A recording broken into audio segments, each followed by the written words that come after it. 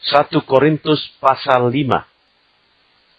Memang orang mendengar bahwa ada percabulan di antara kamu, dan percabulan yang begitu rupa, seperti yang tidak terdapat sekalipun di antara bangsa-bangsa yang tidak mengenal Allah, yaitu bahwa ada orang yang hidup dengan istri ayahnya. Sekalipun demikian, kamu sombong. Tidakkah lebih patut kamu berduka cita dan menjauhkan orang yang melakukan hal itu dari tengah-tengah kamu? Sebab aku, sekalipun secara badani tidak hadir, tetapi secara rohani hadir. Aku, sama seperti aku hadir, telah menjatuhkan hukuman atas dia yang telah melakukan hal yang semacam itu. Bila mana kita berkumpul dalam roh, kamu bersama-sama dengan aku, dengan kuasa Yesus Tuhan kita. Orang itu harus kita serahkan dalam nama Tuhan Yesus kepada iblis, sehingga binasa tubuhnya, agar rohnya diselamatkan pada hari Tuhan. Kemegahanmu tidak baik. Tidak tahukah kamu bahwa sedikit ragi menghamiri seluruh adonan? Buanglah ragi yang lama itu, supaya kamu menjadi adonan yang baru. Sebab kamu memang tidak beragi. Sebab anak domba Paskah kita juga telah disembelih, yaitu Kristus. Karena itu marilah kita berpesta, bukan dengan ragi yang lama, bukan pula dengan ragi keburukan dan kejahatan, tetapi dengan roti yang tidak beragi, yaitu kemurnian dan kebenaran. Dalam suratku telah kutuliskan kepadamu, supaya kamu jangan bergaul dengan orang-orang cabul.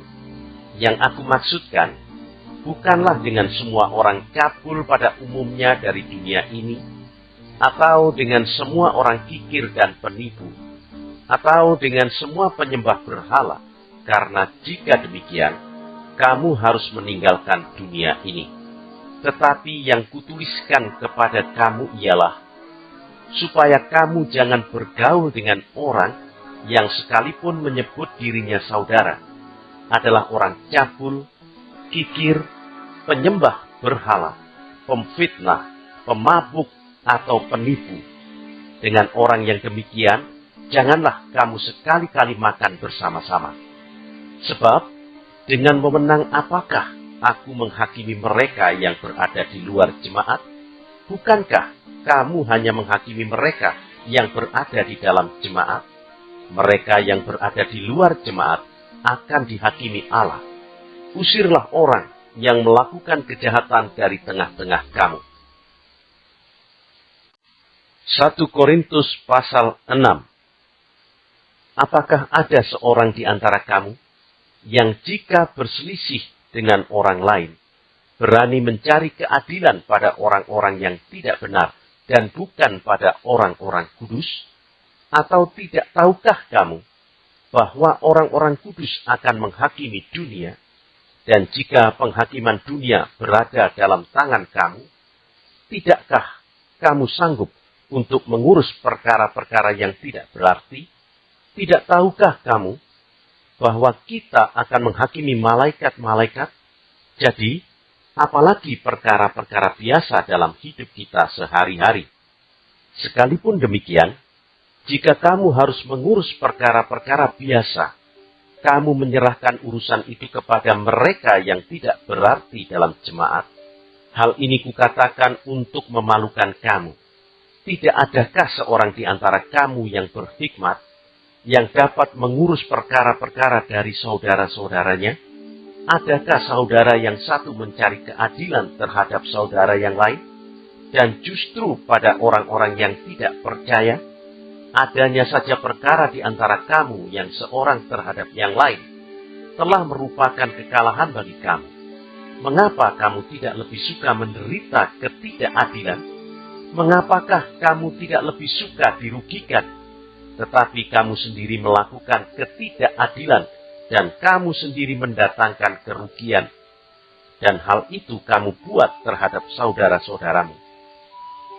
Atau tidak tahukah kamu bahwa orang-orang yang tidak adil tidak akan mendapat bagian dalam kerajaan Allah? Janganlah sesat. Orang cabul, penyembah berhala, orang bersinah, banci, orang pemburit, pencuri, orang kikir, pemabuk, pemfitnah, dan penipu tidak akan mendapat bagian dalam kerajaan Allah. Dan beberapa orang di antara kamu demikianlah dahulu. Tetapi kamu telah memberi dirimu disucikan, kamu telah dikuduskan, kamu telah dibenarkan dalam nama Tuhan Yesus Kristus dan dalam roh Allah kita. Segala sesuatu halal bagiku, tetapi bukan semuanya berguna. Segala sesuatu halal bagiku, tetapi aku tidak membiarkan diriku diperhamba oleh suatu apapun. Makanan adalah untuk perut, dan perut untuk makanan. Tetapi kedua-duanya akan dibinasakan Allah. Tetapi tubuh bukanlah untuk percabulan, melainkan untuk Tuhan, dan Tuhan untuk tubuh. Allah yang membangkitkan Tuhan akan membangkitkan kita juga oleh kuasa-Nya. Tidak tahukah kamu bahwa tubuhmu adalah anggota Kristus? Akan kuambilkah anggota Kristus untuk menyerahkannya kepada percabulan? Sekali-kali tidak. Atau tidak tahukah kamu bahwa siapa yang mengikatkan dirinya pada perempuan cabul menjadi satu tubuh dengan dia? Sebab demikianlah kata Nas, keduanya akan menjadi satu daging. Tetapi siapa yang mengikatkan dirinya pada Tuhan menjadi satu roh dengan dia. Jauhkanlah dirimu dari percabulan. Setiap dosa lain yang dilakukan manusia terjadi di luar dirinya. Tetapi orang yang melakukan percabulan berdosa terhadap dirinya sendiri. Atau tidak tahukah kamu bahwa tubuhmu adalah bait Roh Kudus yang diam di dalam kamu, Roh Kudus yang kamu peroleh dari Allah, dan bahwa kamu bukan milik kamu sendiri, sebab kamu telah dibeli dan harganya telah lunas dibayar. Karena itu, muliakanlah Allah dengan tubuhmu. 1 Korintus pasal 7. Dan sekarang, tentang hal-hal yang kamu tuliskan kepadaku, adalah baik bagi laki-laki kalau ia tidak kawin. Tetapi mengingat bahaya percabulan, baiklah setiap laki-laki mempunyai istrinya sendiri, dan setiap perempuan mempunyai suaminya sendiri. Hendaklah suami memenuhi kewajibannya terhadap istrinya, demikian pula istri terhadap suaminya. Istri tidak berkuasa atas tubuhnya sendiri, tetapi suaminya. Demikian pula suami tidak berkuasa atas tubuhnya sendiri, tetapi istrinya. Janganlah kamu saling menjauhi, kecuali dengan persetujuan bersama untuk sementara waktu, supaya kamu mendapat kesempatan untuk berdoa.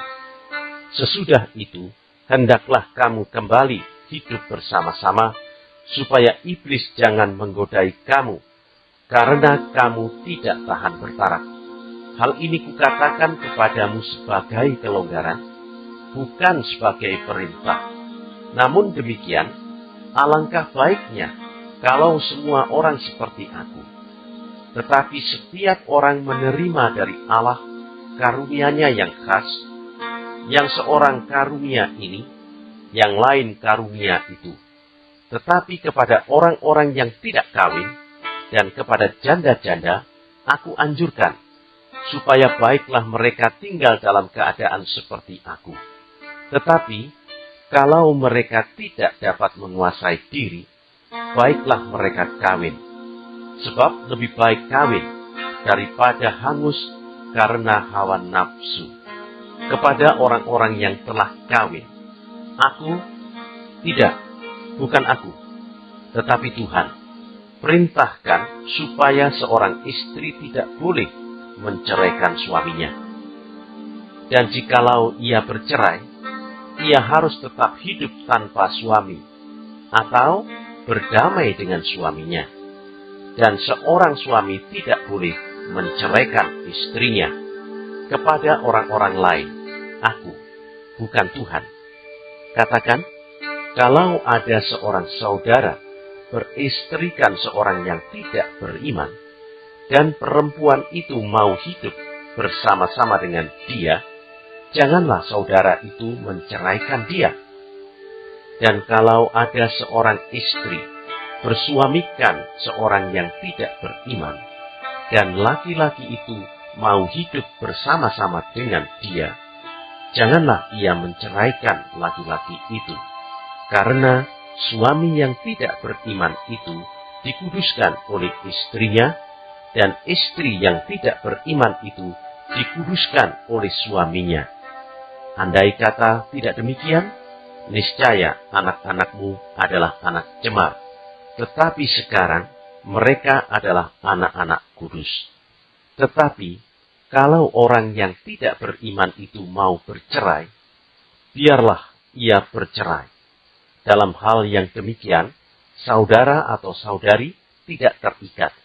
Tetapi Allah memanggil kamu untuk hidup dalam damai sejahtera.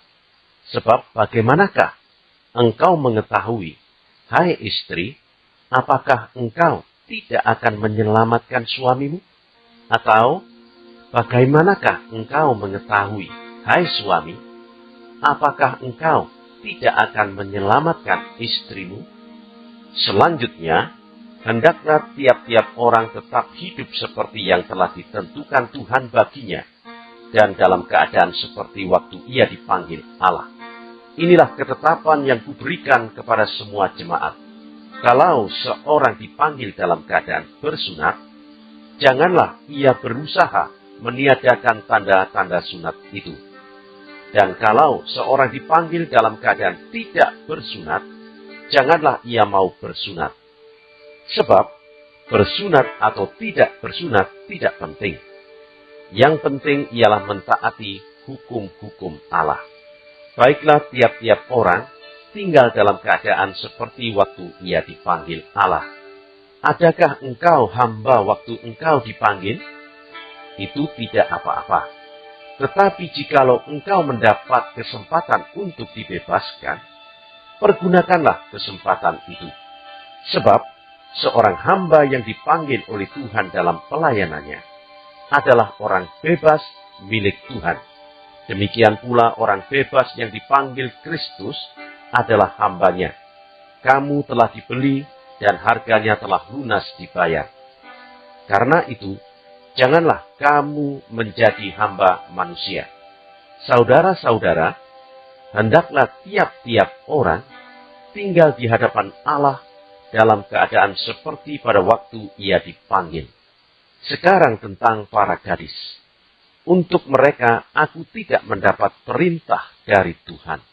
Tetapi aku memberikan pendapatku sebagai seorang yang dapat dipercayai karena rahmat yang diterimanya dari Allah. Aku berpendapat bahwa mengingat waktu darurat sekarang adalah baik bagi manusia untuk tetap dalam keadaannya.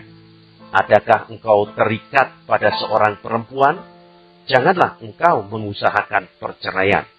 Adakah engkau tidak terikat pada seorang perempuan? Janganlah engkau mencari seorang. Tetapi kalau engkau kawin, engkau tidak berdosa. Dan kalau seorang gadis kawin, ia tidak berbuat dosa. Tetapi orang-orang yang demikian akan ditimpa kesusahan badani, dan aku mau menghindarkan kamu dari kesusahan itu. Saudara-saudara, inilah yang kumaksudkan, yaitu waktu telah singkat. Karena itu, dalam waktu yang masih sisa ini, orang-orang yang beristri harus berlaku seolah-olah mereka tidak beristri. Dan orang-orang yang menangis seolah-olah tidak menangis. Dan orang-orang yang bergembira seolah-olah tidak bergembira. Dan orang-orang yang membeli seolah-olah tidak memiliki apa yang mereka beli. Pendeknya, orang-orang yang mempergunakan barang-barang duniawi seolah-olah sama sekali tidak mempergunakannya. Sebab dunia seperti yang kita kenal sekarang akan berlalu. Aku ingin supaya kamu hidup tanpa kekhawatiran. Orang yang tidak beristri memusatkan perhatiannya pada perkara Tuhan, bagaimana Tuhan berkenan kepadanya. Orang yang beristri memusatkan perhatiannya pada perkara duniawi, bagaimana ia dapat menyenangkan istrinya, dan dengan demikian perhatiannya terbagi-bagi. Perempuan yang tidak bersuami dan anak-anak gadis memusatkan perhatian mereka pada perkara Tuhan, supaya tubuh dan jiwa mereka kudus. Tetapi perempuan yang bersuami memusatkan perhatiannya pada perkara duniawi, bagaimana ia dapat menyenangkan suaminya. Semuanya ini kukatakan untuk kepentingan kamu sendiri, bukan untuk menghalang-halangi kamu dalam kebebasan kamu, tetapi sebaliknya supaya kamu melakukan apa yang benar dan baik dan melayani Tuhan tanpa gangguan. Tetapi jikalau seorang menyangka bahwa ia tidak berlaku wajar terhadap gadisnya, jika gadisnya itu telah bertambah tua dan ia benar-benar merasa bahwa mereka harus kawin, baiklah mereka kawin kalau ia menghendakinya. Hal itu bukan dosa. Tetapi kalau ada seorang yang tidak dipaksa untuk berbuat demikian, benar-benar yakin dalam hatinya dan benar-benar menguasai kemauannya, telah mengambil keputusan untuk tidak kawin dengan gadisnya, ia berbuat baik. Jadi, orang yang kawin dengan gadisnya berbuat baik, dan orang yang tidak kawin dengan gadisnya berbuat lebih baik. Istri terikat selama suaminya hidup. Kalau suaminya telah meninggal, ia bebas untuk kawin dengan siapa saja yang dikehendakinya, asal orang itu adalah seorang yang percaya. Tetapi menurut pendapatku, ia lebih berbahagia kalau ia tetap tinggal dalam keadaannya. Dan aku berpendapat bahwa aku juga mempunyai roh Allah. 1 Korintus pasal 8. Tentang daging persembahan berhala, kita tahu kita semua mempunyai pengetahuan. Pengetahuan yang demikian membuat orang menjadi sombong, tetapi kasih membangun. Jika ada seorang menyangka bahwa ia mempunyai sesuatu pengetahuan, maka ia belum juga mencapai pengetahuan sebagaimana yang harus dicapainya. Tetapi orang yang mengasihi Allah, ia dikenal oleh Allah. Tentang hal makan daging persembahan berhala, kita tahu tidak ada berhala di dunia dan tidak ada Allah lain daripada Allah yang Esa. Sebab sungguh pun ada apa yang disebut Allah, baik di surga maupun di bumi. Dan memang benar ada banyak Allah dan banyak Tuhan yang demikian.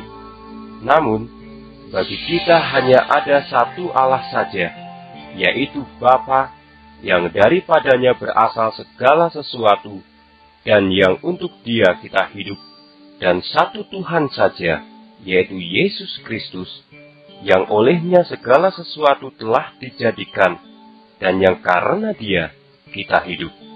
Tetapi bukan semua orang yang mempunyai pengetahuan itu. Ada orang yang karena masih terus terikat pada berhala-berhala, makan daging itu sebagai daging persembahan berhala. Dan oleh karena hati nurani mereka lemah, hati nurani mereka itu dinodai olehnya. Makanan tidak membawa kita lebih dekat kepada Allah. Kita tidak rugi apa-apa kalau tidak kita makan. Dan kita tidak untung apa-apa kalau kita makan. Tetapi jagalah, supaya kebebasanmu ini jangan menjadi batu sandungan bagi mereka yang lemah. Karena apabila orang melihat engkau yang mempunyai pengetahuan sedang duduk makan di dalam kuil berhala, bukankah orang yang lemah hati nuraninya itu dikuatkan untuk makan daging persembahan berhala?